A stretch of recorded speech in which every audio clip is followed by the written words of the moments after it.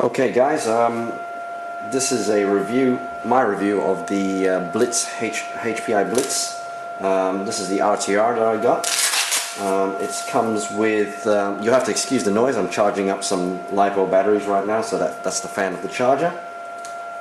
So I mean, I won't go over everything that is readily available on the website, but basically I got this is my first RC, probably since I was a little kid, and I got this to try and just bash around for a bit, get used to it, and then hopefully get into some racing. So I have taken it onto a track. There'll be a link to that drive that I took it out on the track. And basically I was going to do a bit more thorough look from even though I'm new to it, a bit more in-depth look as to how this handles on racing and just bashing. So first and foremost, the tires are actually really good for bashing and just driving on the road and having just general fun with. They're not too bad at all. I find that the grip on tarmac and just dirt sand, if you're having fun, is really quite good.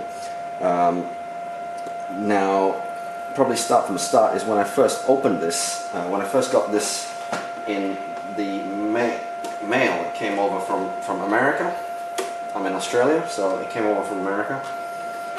The first thing was that both the ESC and the ESC switch were loose. They were just hanging around. Okay, so I put some permanent double-sided 3M tape and stuck that, and it's been solid since. No movement at all. The next thing, I did some bashing like in a skate park, and I mean like real bashing, sending it about 15 feet in the air and it just dropping basically. And I damaged one of the suspension. The links came out and shredded the thread. So as a replacement I got some Interg shocks. Now, no comments as to whether you like Interg shocks, or because I've gotten comments before on forums that they're crap and whatnot, but you have to remember I've only been in RCs for 1 month, and these were a good upgrade anyway compared to the standard plastic ones. So I felt that the shock rate on the Intergs were pretty good for bashing and going onto the track as well. Now, I got a 2200 milliamp nickel metal hydrate battery with this. It was horrible. It lasted literally about 5 minutes on mine. Some people say they got 30 minutes out of theirs, but obviously with the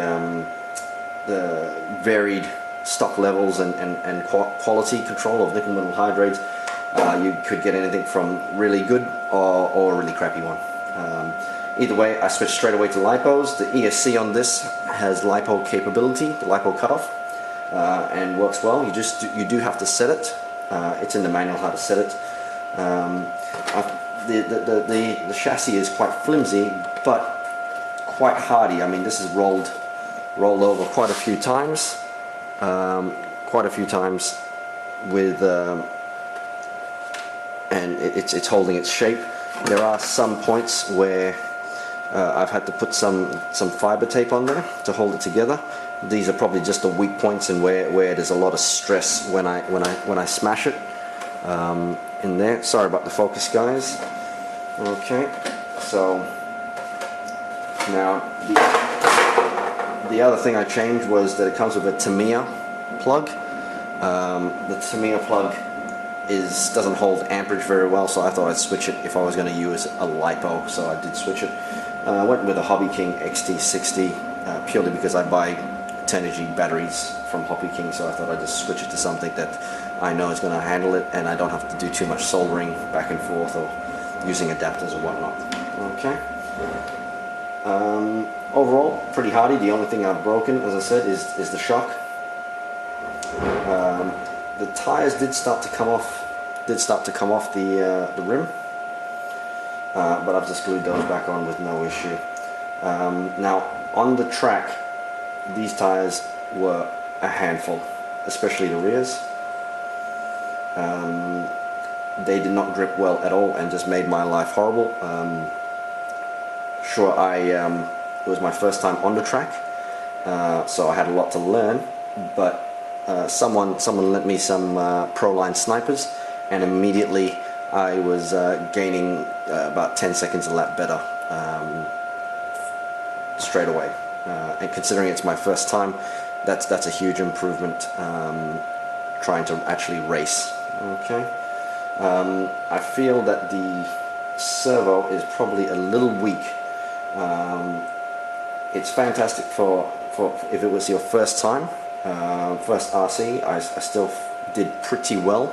I was in a novice class and came dead middle for my first time, so it's okay, but I'm looking to upgrade that next. As far as the servo is concerned, the speed's a bit slow. I will show that right now. So the battery tray comes off with two little thumb screws, thumb nuts more like it. It comes off, goes in like that.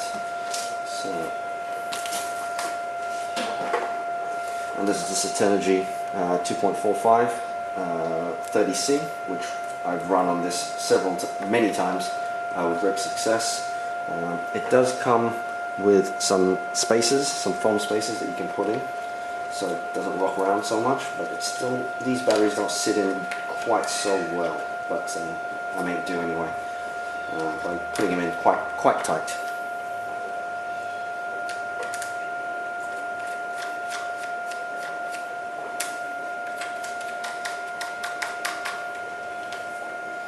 Okay, so I'll put that in.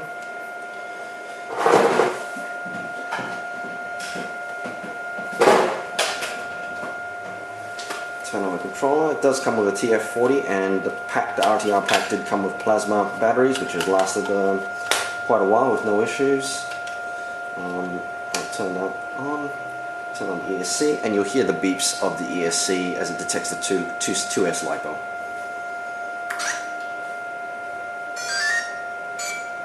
So that's the 2S LiPo. Okay, so I'll just move this over and zoom in.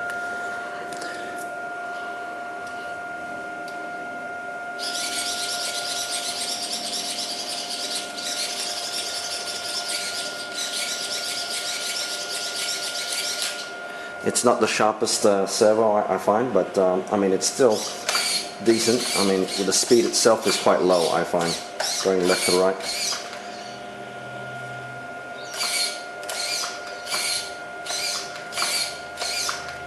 So it's quite slow on that one. Okay. So I mean, that's really basically it, but I'm happy to answer any questions. I intend on continuing to race this. It's only got the brush motor 15T in it at the moment, but I am switching in the future, looking to switch to a 10.5 turn Turnigy engine motor with censored, just to meet the maximum requirements, regulations of my local racetrack to race it competitively. Okay, that's it. Thanks for watching.